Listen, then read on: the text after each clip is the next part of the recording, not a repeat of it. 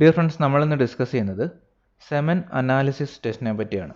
Males അഥവാ പുരുഷന്മാരിൽ infertility അഥവാ വന്ധ്യത ഉണ്ടോ എന്ന് മനസ്സിലാക്കാൻ ഉപകരിക്കുന്ന ഒരു ടെസ്റ്റാണിത്. ഏകദേശം 200 മുതൽ 800 രൂപ വരെയാണ് ഇതിൻ്റെ ചാർജ് എന്ന് പറയുന്നത്. സെമൻ സാമ്പിളിൻ്റെ വോളിയം, കൗണ്ട്, മോട്ടിലിറ്റി തുടങ്ങിയ ഘടകങ്ങളാണ് പ്രധാനമായിട്ടും ഇതിൽ ടെസ്റ്റ് ചെയ്യുന്നത്. ടെസ്റ്റ് ചെയ്യാൻ ആവശ്യമായ സെമൻ സാമ്പിൾ കളക്ട് ചെയ്യുമ്പോൾ ശ്രദ്ധിക്കേണ്ട കാര്യങ്ങൾ എന്തൊക്കെയാണെന്ന് നോക്കാം. ക്ലീൻ സ്റ്റെറൈൽ ബോട്ടിലാണ് സാമ്പിൾ കളക്ട് ചെയ്യാൻ വേണ്ടി യൂസ് ചെയ്യുന്നത്.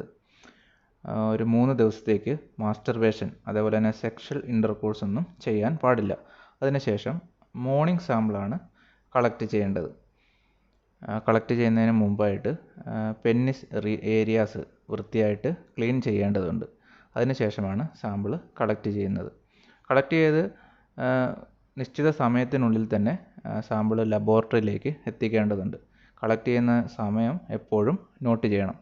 37 ഡിഗ്രി സെൽഷ്യസ്, അതായത് നമ്മുടെ ബോഡി ടെമ്പറേച്ചറിനോട് കീപ്പ് ചെയ്ത് വേണം സാമ്പിൾ എപ്പോഴും ലാബിലേക്ക് എത്തിക്കേണ്ടത്. ഇനി ഇങ്ങനെ ടെസ്റ്റ് ചെയ്യാൻ നേരത്ത് എന്തൊക്കെ കാര്യങ്ങളാണ് ഇതിൽ ടെസ്റ്റ് ചെയ്യുന്നത്, എങ്ങനെയാണ് ഇതിൻ്റെ നോർമൽ വാല്യൂസ് എന്ന് നോക്കാം.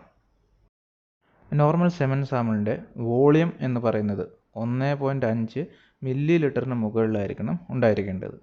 കളറ് ഗ്രേ ടു വൈറ്റ് കളറായിരിക്കും കാണപ്പെടുന്നത്.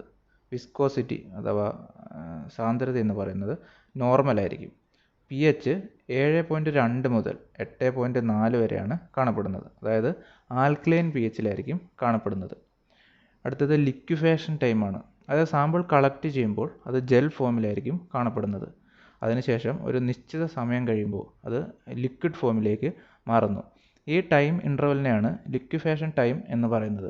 അത് ഏകദേശം 20 മിനിറ്റിൻ്റെ ഉള്ളിലായിരിക്കണം കാണപ്പെടേണ്ടത്. ഇത്തരത്തിൽ സെമൻ സാമ്പിൾ മൈക്രോസ്കോപ്പിലൂടെ നോക്കിക്കഴിയുമ്പോൾ എങ്ങനെയാണ് കാണപ്പെടുന്നതെന്ന് നോക്കാം. ഈ രീതിയിലായിരിക്കും സെമൻ സാമ്പിൾ മൈക്രോസ്കോപ്പിൽ കാണപ്പെടുന്നത്. ഇനി ഇതിൽ നിന്ന് ഒരു സ്പേമിനെ എടുത്തു കഴിഞ്ഞിട്ടുണ്ടെങ്കിൽ അതിൻ്റെ നോർമൽ ഫോം എങ്ങനെയാണെന്ന് നോക്കാം. ഹെഡ്, അതേപോലെ തന്നെ ഒരു ബോഡി, ടെയില് അടങ്ങുന്ന ഒരു ടാഡ്പോൾ, അതായത് വാൽമാക്രിയുടെ രൂപത്തിലുള്ള ഒരു ഷേപ്പായിരിക്കും നോർമൽ സ്പേം കാണപ്പെടുന്നത്.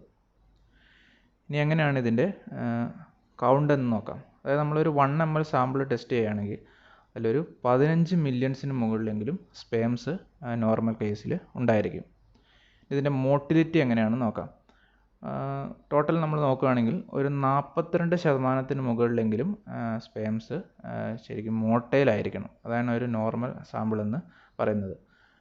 ഇനി ഇതിൻ്റെ ആക്റ്റീവ് മോട്ടൈലിറ്റി, അതായത് ചലനശേഷി കൂടുതലുള്ള സ്പേമുകളുടെ എണ്ണം എപ്പോഴും ഒരു 30% മുകളിലെങ്കിലും സാമ്പിളിൽ കാണപ്പെടണം.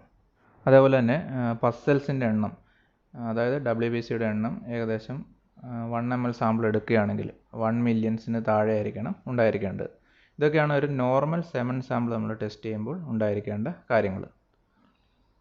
ഓക്കെ ഫ്രണ്ട്സ്, ഇതാണ് നമ്മുടെ വീഡിയോ ഇഷ്ടപ്പെട്ടാൽ ലൈക്ക് ചെയ്യുക, ഷെയർ ചെയ്യുക. കൂടുതൽ വീഡിയോയ്ക്ക് ഞങ്ങളുടെ ഈ ചാനൽ സബ്സ്ക്രൈബ് ചെയ്യുക.